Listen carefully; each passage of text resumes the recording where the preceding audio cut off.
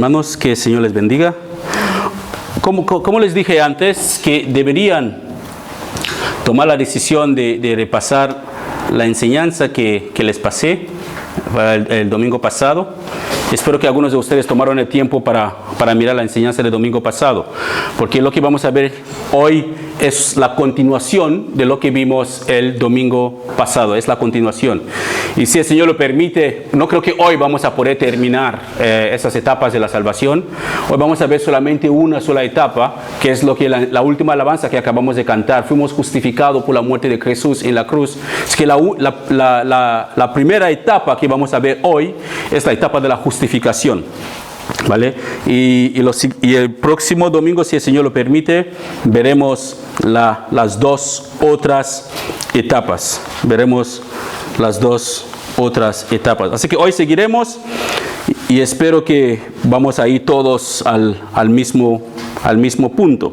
Así que el domingo pasado voy a hacer un resumen rápido de lo que vimos el domingo pasado para refrescarle un poquito la memoria. Así que el domingo pasado llegamos a la conclusión bíblica de que la salvación es por gracia, que nadie puede ganarse o comprarse la salvación. No hay ninguna buena obra que uno puede hacer para que Dios le regala la salvación.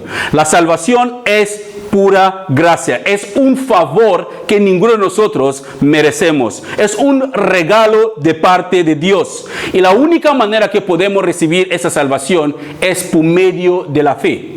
La recibimos por la fe y decimos que la fe es como esta mano espiritual o esta mano invisible que recibe la salvación de parte de Dios. Y dimos tres ejemplos de posibilidades o de posibles escenarios. Vimos tres escenarios el domingo pasado de cómo algunas doctrinas creen que Dios decide quién salvar y quién mandar al infierno, y otras doctrinas dicen que no, el hombre es responsable totalmente de su salvación. Y lo que nosotros creemos es que Dios salva al hombre, pero el hombre tiene la responsabilidad de responder a esta salvación. Así que el hombre tiene la responsabilidad personal dada por Dios de que cuando escucha la palabra de Dios puede inclinarse para creer o puede tomar la decisión de rechazarlo. Podemos leer Romanos capítulo 1, nos da un buen ejemplo de cómo personas que toman la decisión de no escuchar la palabra de Dios. ¿Y qué hizo Dios? Dice que Dios les abandonó.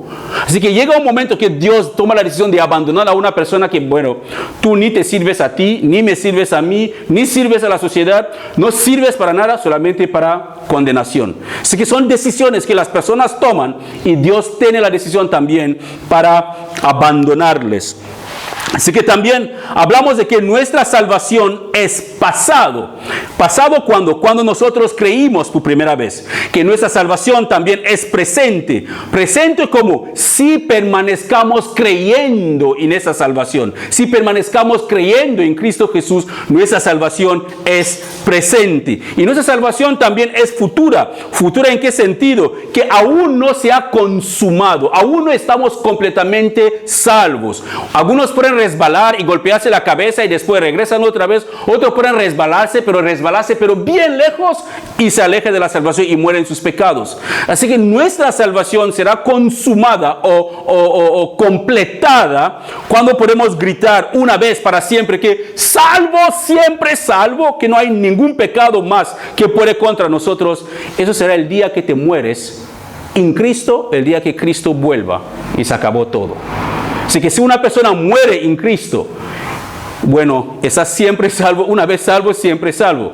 Pero si una persona permanezca en Cristo hasta que el día que Cristo venga, solo entonces que cuando Cristo regresa que nuestra salvación será completamente consumada. Así que la salvación es pasada cuando creímos, presente si permanezcamos en Cristo y futuro cuando Cristo regresa, y allí le veremos tal como Él es y podremos ser, y dice que la palabra que seremos como Él es. Así que jóvenes sin esos dolores de espalda que muchas personas tienen, sin esos dolores de cabeza ni nada, Él borrará todas las lágrimas de nuestros ojos. No habrá más sufrimiento, no habrá ni llanto, nada de sufrimiento. Seremos totalmente como Él. Hablamos también de que la doctrina de una vez salvo, siempre salvo, no es bíblico.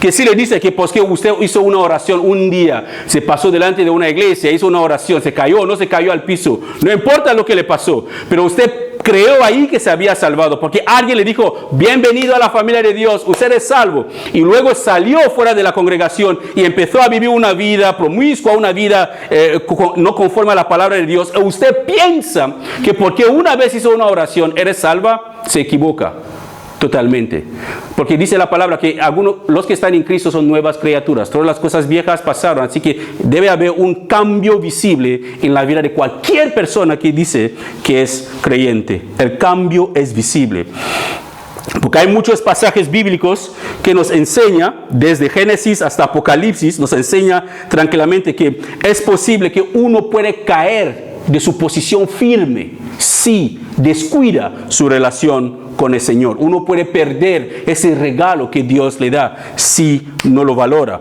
Podemos ver muchos amigos de Pablo. Demas es uno de ellos, que antes andaba con Pablo y predicando la palabra, y amó tanto al mundo que abandonó a Pablo y se fue al mundo.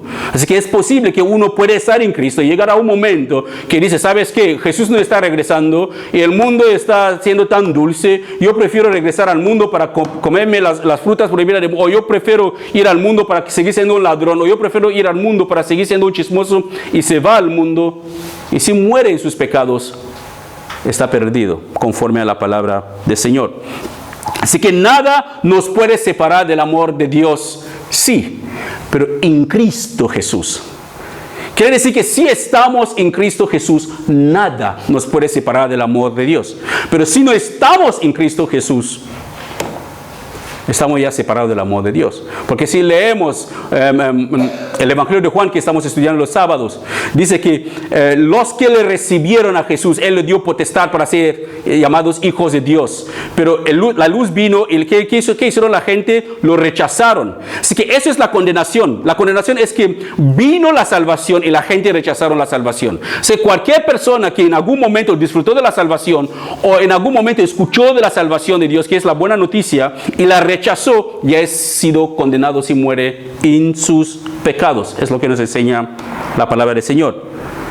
Así lo mismo dice, tal como el Señor Jesús, el Señor prometió también a bendecir a Abraham. Si leemos en la vida de Abraham, Dios le prometió a Abraham, oye Abraham, deja tu parentela, deja todo, yo te voy a bendecir, a ti y a toda tu descendencia, pero un pacto, tus descendencias tienen que permanecer en mis estatutos para recibir esta bendición.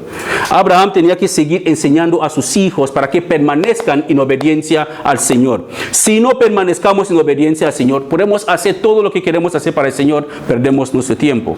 Pues que la Iglesia Católica muchas veces enseña más sobre las obras, pero no enseña a la gente a vivir en santidad y en el temor de Dios. Y el temor de Dios ha sido mal interpretado. No es tener miedo a Dios, es tener reverencia, deseo de vivir para agradar a Dios. No es tenerle miedo, pero deberíamos tenerle miedo porque no es un ser humano. Pregúntale a los hijos de Israel cuando él descendió en el monte Sinaí con humo, fuego. Dice que la montaña estaba ardiendo. Y ellos suplicaron a Moisés que no, Moisés, tú ve, habla con Dios. Pero que nosotros si hablamos con este Dios, moriremos. Podemos tenerle miedo a Dios, sí, pero no es lo que Él quiere. Él quiere que le amemos voluntariamente.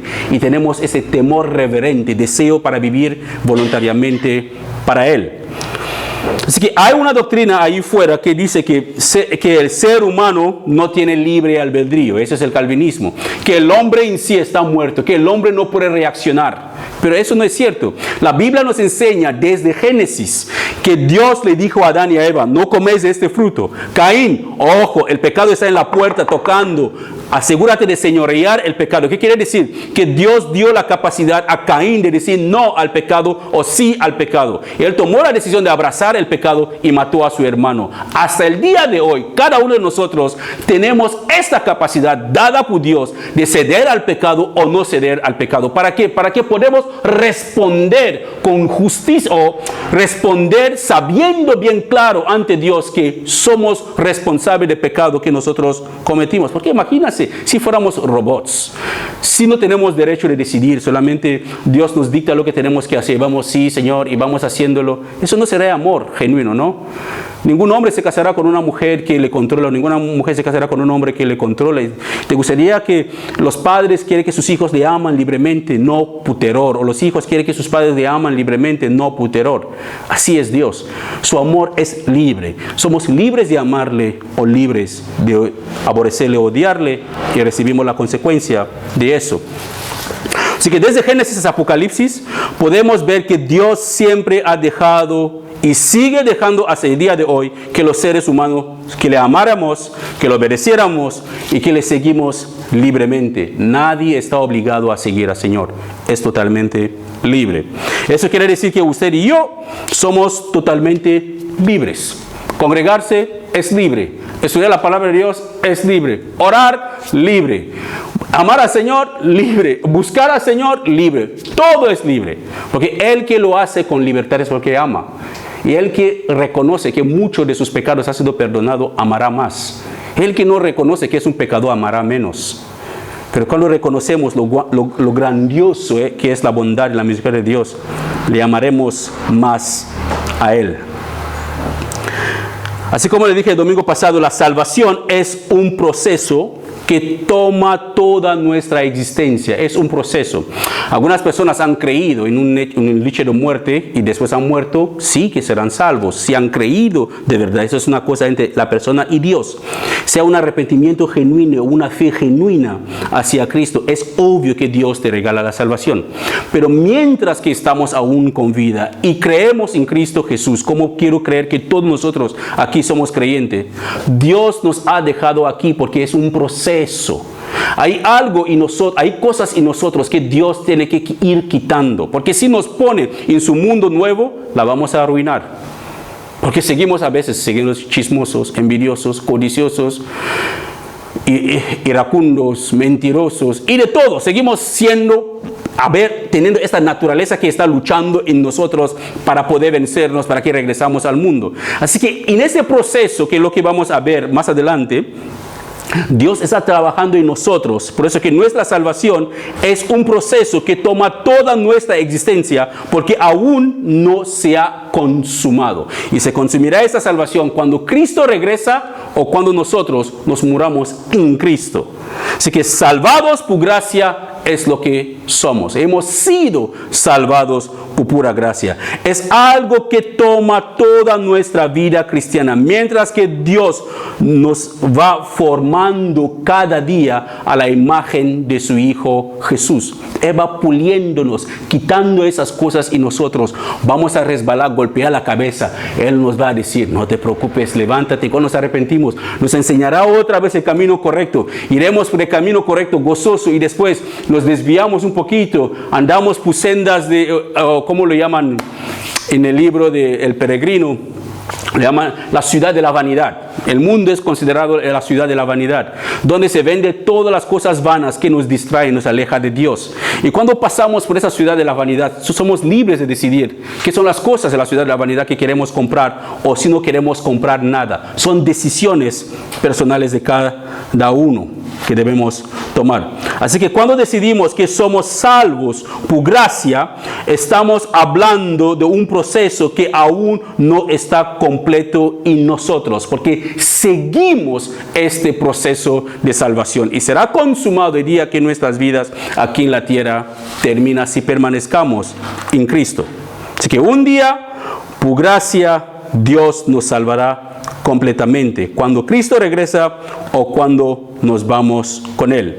Pero podemos creer, confiar en su protección, podemos estar seguros que Dios estará con nosotros todos los días de nuestras vidas y que nada nos puede separar de su amor en Cristo Jesús mientras que nosotros permanezcamos en Él. Así que seremos completamente salvos cuando seremos completamente liberados de la atadura de la muerte y la atadura del pecado, y eso será cuando Cristo venga por nosotros. Hablando de Dios, vamos a ver un pasaje que el apóstol Pablo, él hablando de Dios a Timoteo, eso es 1 Timoteo capítulo 2, versículo 24. El apóstol Pablo le dice a Timoteo, hablando de Dios. Así que antes de llegar a este punto, él hablaba algo sobre Dios. Y luego confirma lo que Dios desea. Así que Dios quiere que todos se salven y llegan a conocer la verdad. Así que eso es el deseo de Dios. Que todos nosotros nos salvamos y llegamos a conocer la verdad. Recuerda una cosa, hermanos. El Señor Jesús no nos ha salvado del infierno. Él no nos salvó del infierno. Nos salvó de nuestros pecados. Y la paga de pecado es la muerte eterna, que es el infierno, lejos de Dios. Así que si nosotros creemos en Él, somos salvados de nuestros pecados, automáticamente somos libres de ir a la condenación eterna, que es el infierno. Así que Él no vino para salvarnos del infierno, como podemos pensar. Él vino para salvarnos de pecado, porque el pecado es algo que Dios no aguanta en su presencia. Alguien puede decir, pero la salvación nos salió gratis. Significa que Dios es injusto, porque si Dios es justo, no debería regalarnos la salvación si somos pecadores. Dios no dejó pasar nuestros pecados. Nos salió gratis a nosotros, porque Dios pagó el precio por nuestros pecados. Así que la salvación nos salió gratis a nosotros, pero al Señor le costó la vida de su propio Hijo. Por eso que la recibimos por completa gracia, hermanos. Por eso que la Biblia nos exhorta que hay de aquellas personas. Mira, cuando la Biblia pone ¡ay!, significa que estáis acabados. Aquellas personas a quienes va a hablar. Que dice, hay de aquellas personas que menosprecian la sangre del Hijo de Dios que fue derramada en la cruz. Así que hay algo terrible que espera a aquellas personas que toman la decisión de menospreciar la sangre del Hijo de Dios que fue derramada en la cruz. Así que la intención de Dios, hermanos, es que todos nosotros, todo ser humano, sea salvo. Aparte de lo que Pablo lo confirma aquí a Timoteo, Dios mismo lo dice en Ezequiel 18:23. Él hace la pregunta, ¿acaso piensan que me agrada ver morir a los perversos? Pregunta el Señor soberano. Claro que no. Mi deseo es que se aparten de su conducta perversa y viven. Ese es el deseo de Dios, que todo pecador se aparte de su conducta perversa para vivir, porque es Dios quien nos regala la salvación y es completamente gratuita. Así que Dios quiere que todos se salven, lo ha demostrado levantando a su propio y único Hijo, levantándolo sobre una cruz como un sacrificio para nuestros pecados. ¿Qué otra manera puede demostrar a alguien amor? Cuando matas tu propio hijo para salvar a tus enemigos. ¿Qué padre hará algo así?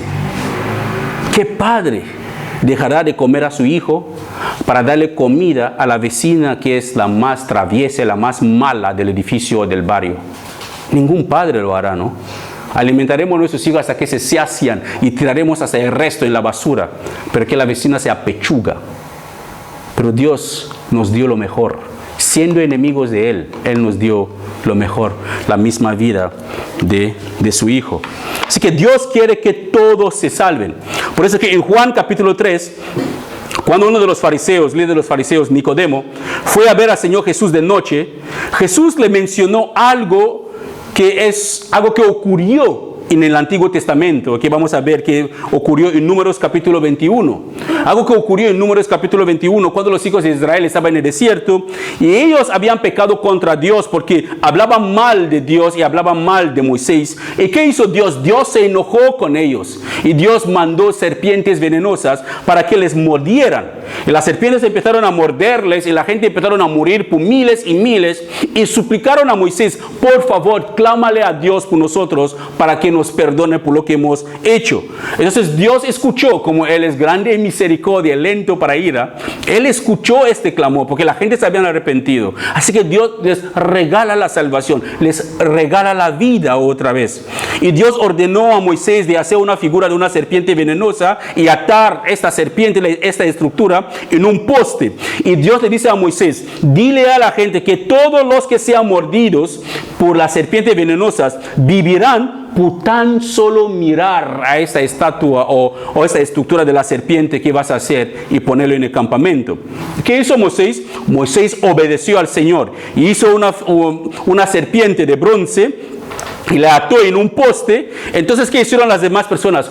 Todas aquellas personas que fueron mordidas por la serpiente o esas serpientes venenosas, lo que hicieron es mirar esa serpiente de bronce que Moisés había atado ahí en un poste, y todos se sanaron. Todos que miraban no morían del veneno, se sanaban automáticamente. Ellos tenían la salvación que Dios les daba, que era gratuita. Pero ¿qué tenían que hacer? Obedecer, mirar, recibir esa salvación, creyendo que Dios les va a sanar solamente a mirar a esta serpiente. Esta serpiente de bronce no tenía nada en sí espectacular. No era una serpiente talismán o una serpiente que era como de los magos. No, era una serpiente de bronce normal. Pero era la fe de ellos en Dios. Porque Dios vio el corazón de cada persona que miró. Porque cada persona que miraba creía que Dios iba a cumplir su promesa de salvar, de sanarle. Por eso que Dios cumplió. Por eso que, hermanos, es nuestro deber como creyente mirar a Jesús. Él ya no está en la cruz, eso es la buena noticia. Ni está en la tumba, eso es lo más maravilloso. Resucitó. Así que no estamos mirando a un cualquier Señor. Estamos mirando a un Señor que venció la muerte y que llevó nuestros pecados con Él. Estamos mirando a un Señor, el sumo sacerdote, el mismísimo Hijo de Dios, sentado en la diestra del Padre, que es nuestro representante ante el Padre. Y aparte de eso, somos coherederos con Él. Así que somos como, tenemos la herencia de Jesús, es nuestra herencia. Eso es lo que Dios hace con sus enemigos, que se arrepienten y ponen su fe en Él. Hay un salmo que dice: cuando el camino de un hombre le agrada al Señor, sus propios enemigos están en paz con Él. Dios hace cosas asombrosas, pero muy asombrosas. El otro día vino una compañera mía que les decía que tenía un problema de matrimonio, que se estaba separando, y puso una petición de oración ahí en el tablón.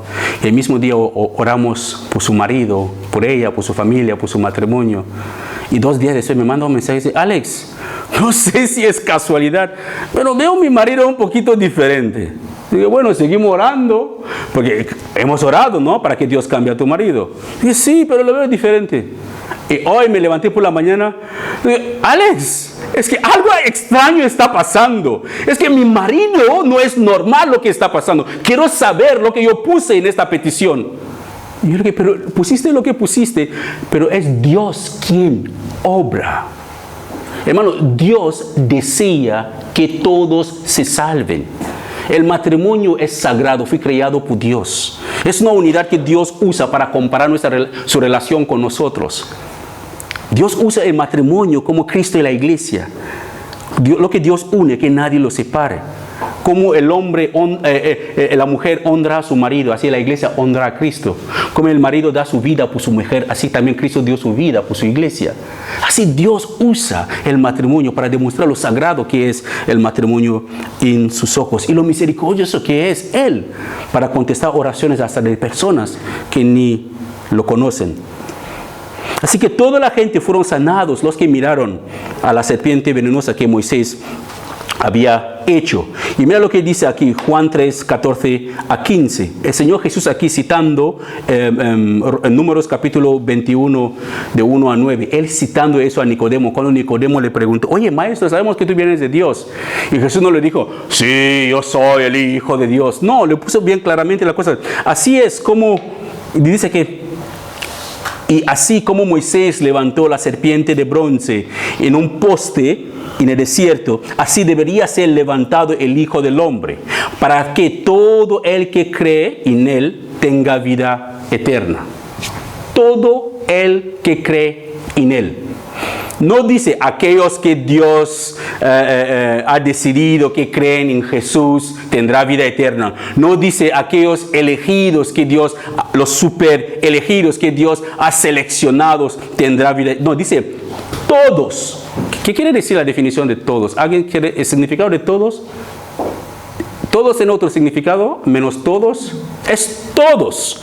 Así que Dios quiere que todos que creen en Jesús tengan vida eterna. No algunos privilegiados, no algunos electos, no algunos selectos, no algunos VIPs, no. Todos, no importa quién. Si un musulmán cree en Jesús como su Señor y su Salvador, tendrá vida eterna. Si un budista cree, tendrá vida eterna. No importa quién eres o de dónde vienes, si crees en el Señor Jesús, tendrá vida eterna. Así que es totalmente libre. Es una decisión que cada uno de nosotros tenemos que tomar. Esta libertad de elegir, Dios nos ha dado desde el día que Él creó a Adán y a Eva. Una decisión de elegir. Ellos deberían decidir si deberían obedecer a Dios o no cuando Dios les habló. Caín también debería decidir si debería obedecer a Dios lo que Dios le había dicho y hacer bien las cosas, o debería dejar que el pecado le señoría y luego mató a su hermano porque dejó que el pecado le venciera. Abraham también tenía la elección de creerle a Dios o no, y él lo hizo. Él creó y confió en el Señor, y dice la palabra que eso le fue contado por justicia, porque él confió en Dios y Dios lo contó por justicia. Hasta en Apocalipsis, cuando Dios derrama las plagas, la gente decide no arrepentirse. La gente decide de mantenerse. En vez de arrepentirse, maldecían a Dios por las plagas que Dios había derramado. Así que es un tema de elección, de estado del corazón. Es un problema del estado de nuestro corazón. El apóstol Pablo lo pone así en Romanos capítulo 3, versículo 21 a 24. Romanos, creo que lo salté. Romanos 3. El apóstol Pablo lo pone así en Romanos 3, capítulo 21 a 24. Dice, pero ahora, tal como se prometió tiempo atrás en los escritos de Moisés y de los profetas, Dios nos ha mostrado cómo podemos, mira bien, Dios nos ha mostrado cómo podemos ser justos ante Él sin cumplir las exigencias de la ley. Dios nos hace justos. ¿Cómo? Dice que Dios nos hace justos a sus ojos cuando ponemos nuestra fe.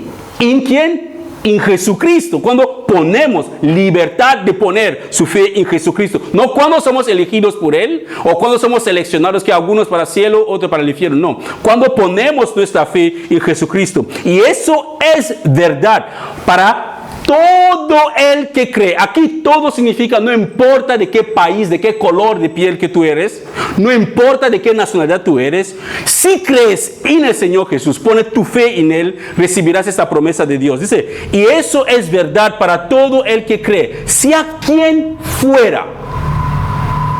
Que sea quien fuera. Así que eso quebra totalmente la doctrina de calvinismo, que dice que Dios eligió a algunas personas para el infierno y otras personas para el cielo. No es así. Dice que no importa quién eres, cree, libertad de creer en Él. Pues todos hemos pecado, porque no hay ninguno que es perfecto aquí. Todos hemos pecado. Nadie puede alcanzar la meta gloriosa establecida por Dios.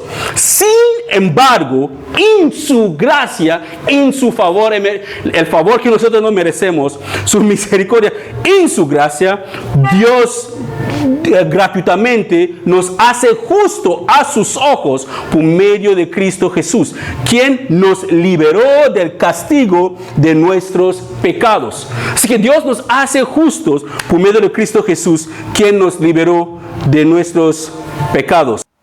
Así que cada ser humano, hermanos, cada ser humano, cada persona tiene la capacidad de aceptar o rechazar el regalo de la salvación de Dios. Cada uno de nosotros sentados aquí tenemos esa capacidad dada por Dios de aceptar su salvación o de rechazar su salvación. En el momento que nosotros tomamos la decisión de aceptar la salvación de Dios, somos justificados. La primera etapa de la salvación. En el momento que una persona toma la decisión que va a aceptar la salvación de Dios, porque ha escuchado las buenas noticias de salvación, que hay salvación en Cristo Jesús. En el momento que Dios mira un corazón arrepentido, un pecador reconoce que he fallado a Dios, merezco su condenación, pero gracias a Dios por su Hijo que murió en la cruz por mis pecados. Yo creo que Jesús murió ahí por mis pecados, y si yo creo tendré todos mis pecados perdonados. En el momento que hay esa sinceridad en nuestros corazones, somos justificados. ¿Qué quiere decir? Que Dios nos considera perfectos, libres de pecado. No porque somos tan buenos, no, simplemente porque hemos creído en Él. Hemos extendido la mano de la fe y le hemos recibido esa salvación de parte de Dios. No son por nuestras buenas obras, pero en el momento que somos justificados, la Biblia dice que Dios tiene unas buenas obras ya preparadas para nosotros antes del comienzo del mundo. Así que cuando soy justificado, tengo que andar en Cristo Jesús, hacer esas cosas que a Dios le agrada. Estudiar la palabra, orar, tener comunión con Él, hablarle a otros de la palabra del Señor, estar involucrado plenamente con el Señor, no algo de una vez al mes, o tengo la Biblia abierto en el, famoso salmo que la gente usa, Salmo 23, que mucha gente lo tiene abierto así en la entrada de su casa, en el recibidor, y cada vez que lo besan o lo hacen Ave María, no sé qué. Eso no salva a nadie, es nuestra fe en Cristo Jesús. Y tenemos que permanecer en esta fe en Cristo Jesús. Pero en el momento que creemos en Cristo Jesús como nuestro Señor y Salvador, somos justificados. Es que no hay vuelta atrás, no hay nada más, somos justificados. Dios nos considera justos. Una ilustración es esta. Imagínese que usted es un criminal y está a punto de ser condenado por algún delito que usted ha cometido. Totalmente culpable, porque todas las cámaras de videovigilancia demuestran que usted es culpable. Y la multa para salir son, digamos, unos 10 millones. Pero usted no tiene 10 millones, pero es un criminal. No importa cómo suplicas al juez. Señor juez, lo siento mucho. Mi madre es pobre, mi padre es pobre. Duerme en la calle, por favor, déjame ir. No tengo los 10 millones. Un juez justo no te dejará ir. Lo pagarás. O te vas a la cárcel y cumplir la condena. Es cierto. Dios es un juez justo. No dejará ir a ningún pecador. Todos pagarán por sus pecados. Pero imagínate en el momento que el juez está a punto de sentenciarte, entra un señor con 2 maletines, 5 millones en cada uno, que tú no conoces, ni el juez, nadie conoce, y lo pone encima de la mesa del juez. Según la ley, deberías pagar una multa de 100 millones. Y tú no tenías, pero viene alguien, paga 100 millones para que tú salgas. Según la ley, debes ir. ¿Por qué? Porque alguien pagó por tus crímenes, o alguien pagó la multa por ti. Allí el juez está obligado a dejarte ir. ¿Por qué? Porque es la ley. Deberías pagar la consecuencia de tu delito. Así pagó Jesús nuestros pecados con su propia vida. Nos dio esta libertad para no ser condenado eternamente. Su Padre derramó su ira sobre Él. No fue un desconocido. El mismo Hijo de juez vino y pagó por los criminales que deberían ser condenados. ¿Acaso diremos que nos hemos salvado a nosotros mismos? No, tenemos 2 elecciones. Aceptar ese pago y salir agradecidos y reconocer siempre que fue el Hijo del juez que me salvó, o decir que no, me voy a la cárcel y seremos condenados. Dios siempre nos da la elección, hermanos, para elegir qué camino queremos tomar. Pero su salvación es gratuita. Para ti, como hemos visto, para quien sea. No importa quién sea. Romanos nos ha dicho aquí, Romanos 3, 21, 24, que es para quien sea. Eres un criminal, un pecador, listo para el infierno, para ser usado como leña en el infierno. Acércate al trono de misericordia de Dios y allí recibirás perdón por tus pecados por la fe en Cristo Jesús. Así que la primera etapa de la salvación es la justificación. Ser justificado o declarado justo ocurre a todo creyente el día o el momento que toma la decisión de creer en la obra redentora de Jesús en la cruz. Ese día que toma la decisión de creer en lo que Jesús ha hecho en la cruz por ti, Dios coge suponemos que es como un borrador, y borra todos tus pecados pasados. Es que vale, su ficha está limpia. Siguiente. Ahí empiezas una nueva vida en Cristo Jesús. Así que anda y camina por pura gracia y misericordia por lo que el Hijo de Juez ha hecho por ti. Así que ser justificado no quiere decir cambiar subjetivamente en una persona justa. No. No es que hasta una persona justa, no. Sino más bien que significa que Dios te ha mirado lo sucio que eres de pecado, pero vio la sangre de su Hijo sobre ti y tomó la decisión de perdonarte porque has creído en su Hijo o en la obra que hizo su Hijo en la cruz. Así que ser justificado no significa cambiar subjetivamente en una persona justa, sino más bien significa declarar justo o justa por Dios, declarado justo por tu fe en la obra de Cristo Jesús, el que tomó nuestro lugar, tomó tu lugar, tomó mi lugar en la cruz de Calvario, llevó sobre sí el castigo por nuestros pecados. En vez de que Dios nos castigara a nosotros, tomó la decisión de castigar a su Hijo, porque voluntariamente Jesús dijo que nadie me quita mi vida, yo mismo la pongo para la remisión de muchos. Nadie lo obligó de ir a la cruz.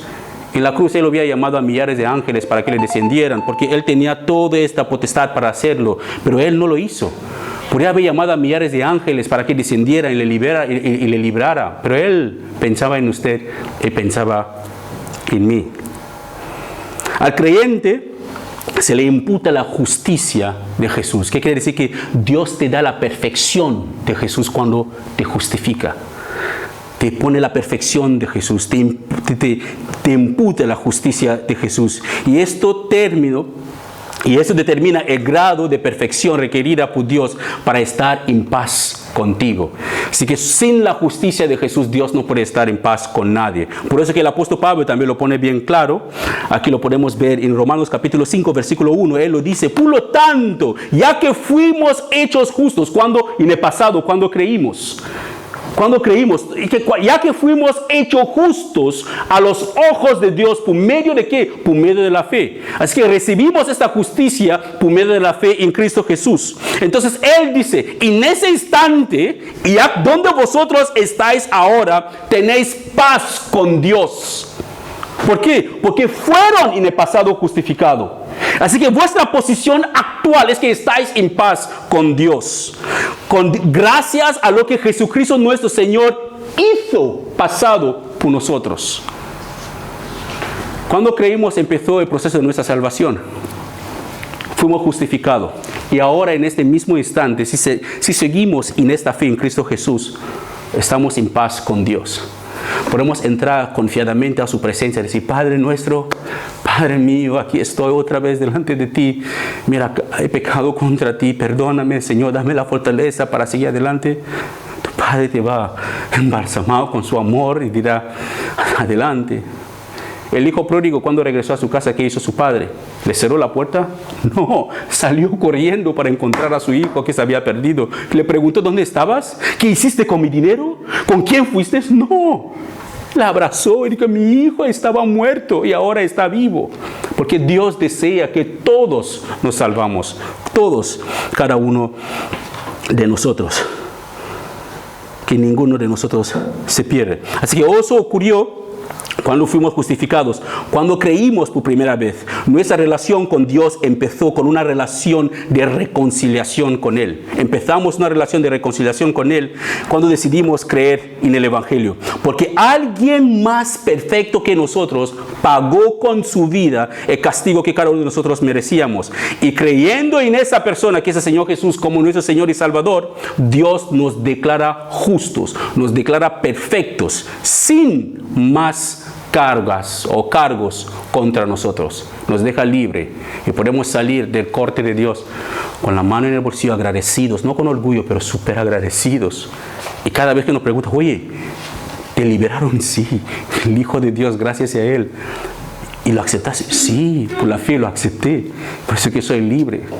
Así que no es porque eres una buena persona o porque vienes de una familia pobre o muy rico, no. Es que el Hijo de Dios tomó la decisión de liberarte y aceptaste su liberación y tu liberación, y Dios te dejó ir.